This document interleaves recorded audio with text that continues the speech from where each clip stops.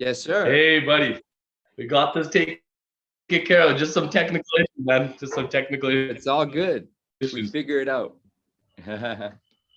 Awesome, man. Well, today Yes, everybody's sir. super excited to meet you, bro. You've done some amazing things out of Calgary, and now you're, expanding all over Canada. Your brand is, speaks for itself, and you're just doing some phenomenal things that truly, truly inspire us, myself included. So thank you for being here today, man. Welcome. Thank you. Thank you for having me, man. And I appreciate everybody joining in, and hopefully we can add some value out here, man. So thank you for Absolutely, having man. me. For sure, for sure. So tell us a little bit about your journey, man. A lot of us on the call right now, a little bit younger, and I know that you started at age 18. So tell us about that journey. Yes. So yeah, man. So I started very young. So I started working very young. So I'll start off with my first job. My first job was when I was 8 years old, delivering flyers. Probably like a lot of immigrant children and first generation world countries, you got to make ends meet. So all I knew is before you go to elementary school, you got to deliver some flyers, man, and that's what you do. I did that from 8 to 13, and then What? I was a grocery clerk at co-op from 13 to 18, and then at 18 I got my real estate license. So Wow. that's when things really started progressing, man. And luckily for me, when I turned 18, it was 2006. I'm talking about 2006 at this point, so people can kind of get a reference of time. And in 2006, Calgary hit a boom between 2006 and 2007. Mm. So almost like the right place at the right time, being an 18-year-old, I popped out 10 deals in my first month. What? Just through a social sphere of influence. I knew a lot of relatives that wanted to buy, renovation properties. Through my social sphere of influence, there's a lot of people that own multiple properties, and everybody wanted to sell at that time. Everyone. So that gave me a big kickstart in my career. So because of that, I got very comfortable. So reality kicked in year two when there wasn't a boom and you're in a recession. And I went from doing, I think in my first year, I did about 40 deals. And then I went from 40 deals to my second year, I did 5 deals. Whoa. Just purely out of comfort, getting comfortable with where you're going and all that. So when I got into that 5 deal mode, I got distracted. So then I kind of went down a downward path, man. I opened up a clothing store that failed. I opened up a Juga Juice franchise that failed, right? I have 3 Domino's Pizza franchises. Those are, thank God, those are successful. And then I really reverted back to real estate, I'd say about 7 years ago, where I kind of went back to it full time. And that pivoting point came when my now she's my wife, but at that time she was my girlfriend. Just created this huge support system, heard me talk over the phone and told me, she's like, you have good people skills and you should maybe pursue your real estate career a bit more. She's like, you haven't tapped into it. So that day, the next day I went out and I dropped some door hangers off at some developers and I wrote personal notes on my door hangers because then it doesn't look like you did a mass mail out. It looks like you actually went directly to the source and you have buyers. And I wrote with everybody with fresh ink. I wrote on there, hey, I have buyers in this area looking for properties similar to yours. Pretty generic comment, just to get my foot through the door. I think I did about 30 door hangers that day, and I got one call, and it was in a community, Vincent Heights. And I went there, did my listing presentation, got my listing. And from there, man, that entered me into the developer game. I sold their house across the street. There was another developer, RP Homes, and they were building a duplex. They told me, they're like, if you sell this house, we'll give you our houses. Oh. So then I got a duplex. I got 2 listings out of there.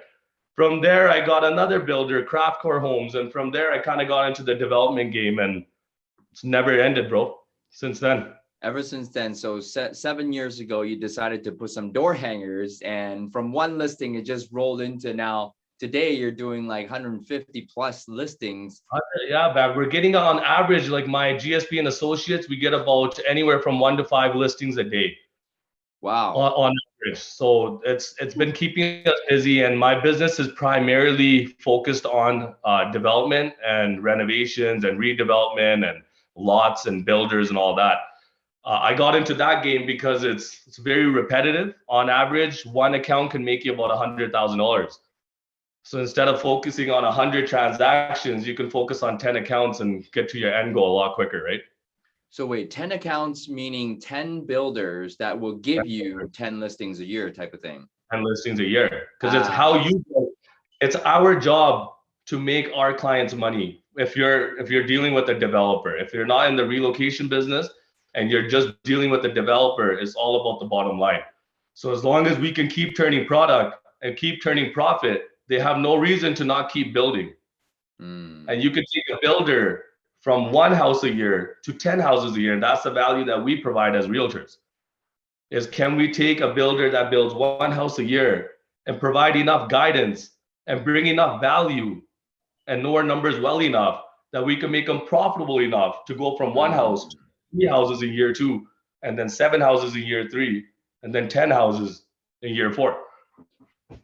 That's amazing. So, a lot of us are thinking, okay, well, beyond just like through the course of business helping builders, how did you get so much market knowledge and the expertise to help them, grow their portfolio all these years? Yeah, so I have a specific story about this. So I met a project manager. His name's Camera Tori. He's actually one of my best friends now. He owns a company called Craftcore Homes. And he was building a lot of houses. And, I was pretty sincere. At that time, I didn't have any new home developments or any new home sales under my belt. And I asked him, I'm like, hey, do you mind? I'm like, you might find this annoying, but do you mind if I show up on your site every morning? I won't ask any questions. I just want to shadow you. And I want to shadow you on one project, inner city, one renovation project, and one multifamily project. And I want to know the business from the brick and mortar concept, from dirt, from the acquisition, how you buy, what type of profits you're looking at, who his trades were, time frames, permitting, all that. I learned it all. And then I started, instead of selling houses, now I try to sell projects. So I'll have a private piece of land, I'll package a deal together, and I'll try to sell a turnkey project to somebody. So off of one address, you can make sometimes 2, 3, or 4 commissions off of one address rather than just a one-time sale. Oh my God. So I'll try to do a whole turnkey. It's all turnkey. So, you seem to do it with a lot of ease and freedom as well. You put on a lot of events. You're doing so many things. How are you putting all these systems in place so that you can actually do so many things without working 24 hours a day?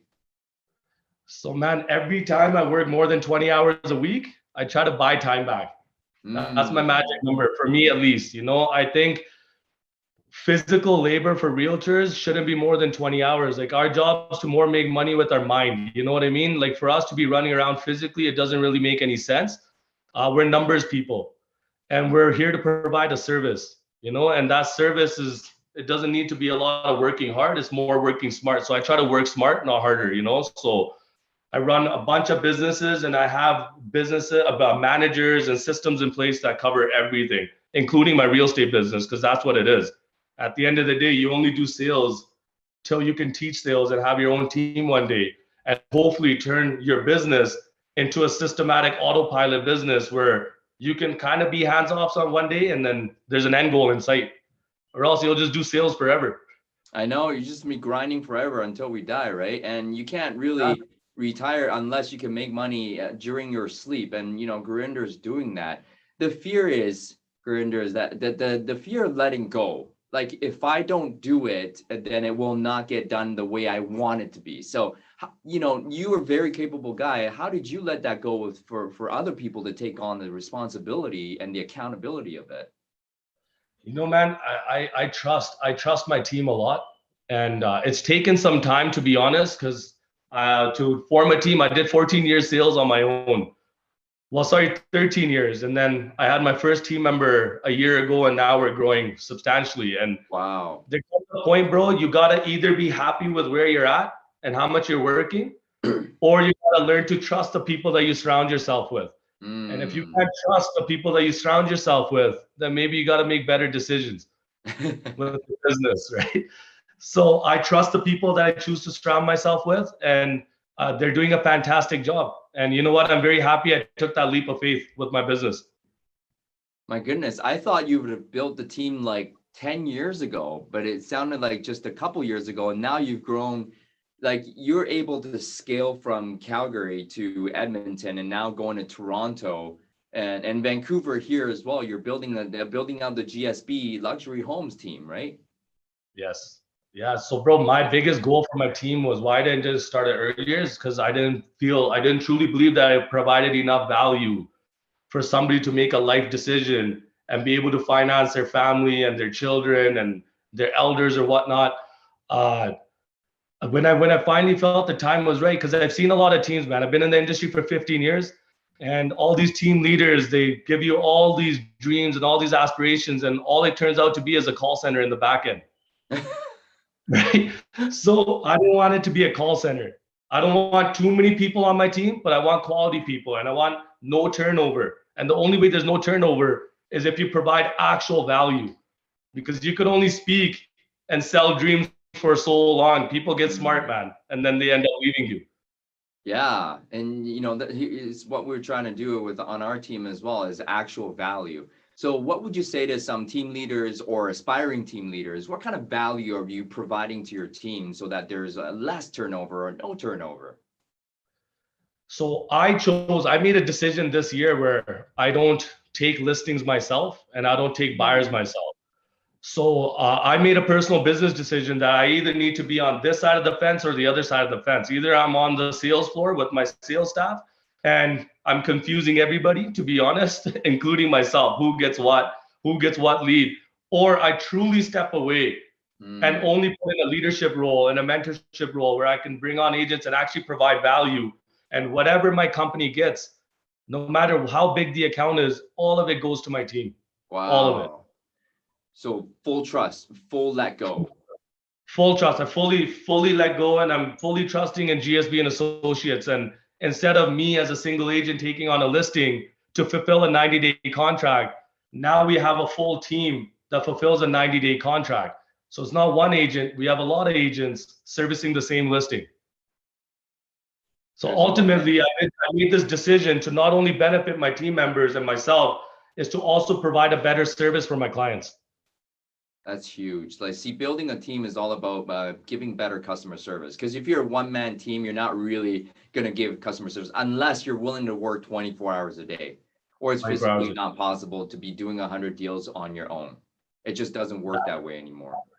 That's the cap, man. You cannot do more than 100 deals on your own. There's just not enough minutes in the day or seconds in the day even to do to over 100 transactions. That's the absolute most. And to me, I want to help families. Why not help thousands instead of 100? Think big. When I first met you, well, physically here, you came into Vancouver and you just absolutely blew my mind with how big you think. Like, we're not talking just Calgary. You're talking national and then eventually global. Like, what made you think so big? It was just my network, man. So I had a pretty good network system in Edmonton, but just it's hard to step out of your comfort zone, And then one day I'm like, you know what? If I have builders and I have relationships built on at a different city, and all it takes is just one realtor to believe in my concept and to service the work. If that's all it is, why not do it? And I tried this in Edmonton as a trial run, and we did fantastic. We started January 1st as a brand new business in Edmonton, and we're averaging about 3 deals a month, my partner and I now, 8 months down the road, right? So same thing with Vancouver. You got to start small. We're not there to take a huge market piece. We're just there to get our own fair share of market. And a tiny fraction of a lot of marketplaces turns out to be a pretty big piece. So tell me, I was on your call. How important is lead gen in your team building structure? It's very important, but it's one factor of our thing. Like I said, the biggest thing is I didn't want my corporation to be a call center, right? So it's one avenue of how we get buyers and sellers, but it's not all of them. We still do the traditional door knocking. We still use our own social sphere of influence. We still do our own marketing plans. But lead generation, it just boosts your business, right? Like what we explained in Global Real Estate Masterminds. Leads it's a business. It's money in versus money out, right? And that's all it is. You invest 20, you want $100,000 back over the course of a year. That's what lead generation is. But it takes the emotions out of the business. So I've always kept lead generation on one side just to keep the team busy, and that's how you grow a team. It's impossible to go a team without leads. And then you get more organic deals by actually shaking hands and meeting people and expanding your social sphere of influence. Gotcha. So really the team and the deals that we do are basically from our own sphere and whatnot. The lead gen is actually only a supplement to what we do. It's an add-on, right? Scale. It's an add-on. An add-on. Okay. Right? So it's like if you order pizza and somebody says, do you want wings and Coke and whatever you want with that, right? So we have this business and we're getting all these leads from everywhere. Why not add this on to a part of your business if you can afford it? But the worst thing you can do is if you only rely on leads. That's the worst thing you do, because then you're investing all this money and you can't really afford to sit there and wait 8 months to get your first return back. And a lot of people don't explain that, right? Like on average, if you're investing steadily in leads, I don't think you'll see your first lead in the first 6 months. After that, you'll start reaping the rewards of all this calling that you've been doing for 6 months straight.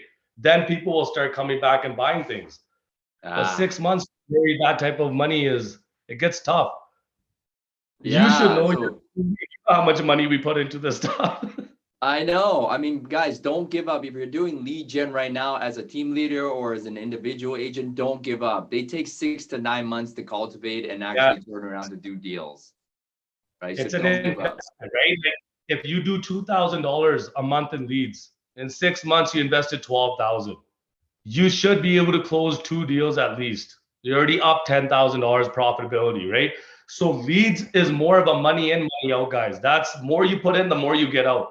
And then it's how you follow up with your leads, right? Like I have actual call centers that call our leads because I know they need to be called at a certain time frame within 2 to 3 minutes of a lead coming in, or else somebody else picks it up. So we have actual converting systems where we have call centers. They take a warm lead, turn it into a hot lead, assign it to one of our agents, and then our agents take it from there. Wow. So guys, follow-up system. It's money in, money out. It's actually very simple. It's just like us prospecting. It's just a numbers game.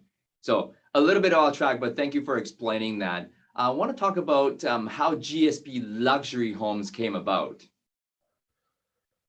It just came about fluke, man. It was that, you know what? It was that first inner city listing. Oh, really? And everybody else, man, I think I had like $3,000 in my account and spent $2,000 on the video. Oh.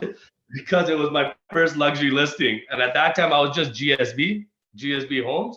Right. So I'm like, why not, right? Create a niche for yourself. And I put GSB Luxury Homes. Now it's GSB and Associates Luxury Homes. So as we grow, and then now it's Global Real Estate Masterminds, right? So as you grow, things change, man, and you keep evolving. So GSB Luxury Homes is just an evolution over time. You don't take any time to think, Gurinder. You just take action. Tell us a little bit about that thought process. There's no fear. You just go for it. Yes. So I'm a big believer in implementation. Okay. A lot of people listen to podcasts. A lot of people read books. I'm a grade 12 dropout, bro. You know, so I don't have too much education behind my back, but I do believe in if something makes sense and you know you should be doing it, if you do it and you do it enough, it'll turn into results, right? It's like going to the gym. Everybody wants to be fit. And we all know if we put in a certain amount of hours every day into our body, we will get the results. But nobody implements it. Everybody wants it, but nobody's willing to implement what it takes to do that. Real estate's the same thing as going to the gym. If you can build a momentum, and how you build a momentum is you implement everything that comes to your mind. If you say, I want to start a team this year, you should start a team this year, and you should come up with the actual plan in place, how to get to that team. And if you don't know how, start talking to other people that are there. And don't be scared to ask questions, and align yourself with other people that are doing the things that you want to do. Wow. Okay. So surround yourself with people that are doing what you want to do. But first is about implementation. Guys, we can read all the books that will help us get to the next level. But if you read a book, you close it, and you don't take any action, it doesn't really matter, does it? So actually, you know, we should probably read less and do more. Do more. Yeah. Don't even read. Man, I'm 30 years old. I'm done reading, bro. God. Reading. That's very counterintuitive because all of us are all about book clubs. We want to learn, but it's actually implement. Then you'll learn through the process of trial and error at the same time. Can learn, man. You're in a people's business, right? And every deal and every human being and every personality is so different that it cannot be generically taught. The more scenarios you're in, the more deals you close, the more people you meet, the more well-rounded realtor you'll be. It's that simple. Like a book cannot teach you how to deal with people when there's so many different personalities out there. Yeah. You actually have to deal with the people to know, right? Obviously, reading will give you a template of how to deal with 4 personality types, but when you're in front of people, then you'll know. But the more you interact with people, the more you'll know. So you do have to get out there, guys. There's no way around it. Right? Just listen. That's the best way to learn is when you listen. When you speak for what you know. When you listen, you actually absorb new information in. Listen, guys, we have 2 ears and 1 mouth. There's a reason. Okay. Well, we don't have a lot of time, but I do want to know, man, your why. What's driving you so fast into stardom and like all this success? To be honest, bro, it's my parents. I know this is pretty like cliche to say this, but for me, it really is my parents. My parents came in. My father came into this country. He worked for Calgary Transit, and then he drove a cab as his night shift. Wow. He did that for 30 years straight. And my mom worked for a printing company, you know, and like came from really humble beginnings. And I want to do this not only for myself, but for my family and put them in a better position, for my wife and hopefully future children and all that. Try to create generational wealth. That's my why.